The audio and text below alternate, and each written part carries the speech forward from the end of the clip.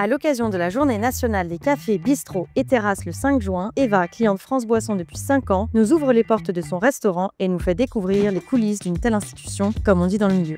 L'escargot, c'est assez énigmatique. Depuis 1832, c'est un restaurant. C'est un des plus vieux restaurants de Paris. En moyenne, on fait à peu près 300 couverts par jour. C'est essentiellement des touristes parce que justement, on représente un Paris qui est un peu fantasmé, rêvé, celui qu'on voit dans les films, enfin, la décoration, Second Empire. Sinon, on a aussi des personnes qui aiment bien manger, qui connaissent le restaurant parce que c'est considéré comme une bonne adresse. On est maître restaurateur. Donc ça veut dire qu'en cuisine, on a une vraie brigade avec des personnes qui aiment manger, faire à manger, passionnés de produits et aussi au niveau du service avec une équipe en salle. Est-ce que tu as un secret de cuisine à nous partager? La chef, Cécilia Milla, on a beaucoup, dont la recette originale des escargots dans laquelle on a un petit ingrédient en plus qui fait qu'ils sont meilleurs. On a aussi la nourriture concert qui est typiquement française.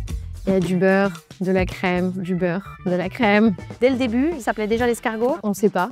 En réalité, il y a toujours eu l'escargot doré sur la façade et il y a écrit qu'ils ont remporté des prix lors des différentes expositions universelles, étant donné que c'était très à la mode à cette époque. Qu'est-ce qui t'a donné envie de reprendre l'établissement de tes parents? C'est pas du tout ce que j'avais prévu de faire initialement, parce que je connais les horaires à rallonge, je sais les difficultés, etc. Mais quand on est dedans, c'est quand même assez cool de se dire qu'on offre une expérience à nos clients, parce que quand on est au restaurant, c'est en général pour passer un bon moment, c'est des choses dont on se souvient. En fait, je pense qu'on n'a pas d'autre choix que de préserver le restaurant tel qu'il est, déjà parce qu'il est classé au monument historique, et aussi parce que ça fait juste plaisir de perpétuer une tradition et de se dire qu'on est les gardiens de quelque chose. Et justement, France Boisson contribue à la préservation de ces lieux de vie en les mettant en lumière à l'occasion de la journée nationale des cafés, bistrots et terrasses.